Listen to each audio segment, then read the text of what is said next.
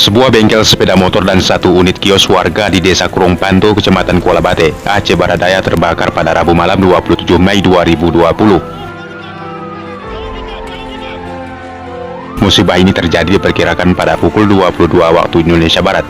Salah satu warga mengatakan kebakaran ini diduga tersebab oleh arus pendek listrik. Untuk memadamkan api, petugas mengerahkan 3 unit mobil, 2 dari Kecamatan Belangpidi dan 1 lagi dari Kecamatan Kuala Bate. Hingga berita ini dikabarkan, seluruh petugas pemadam masih berusaha memadamkan api. Dalam kejadian ini tidak ada korban jiwa, dan tentang jumlah kerugian juga belum bisa kita perhitungkan.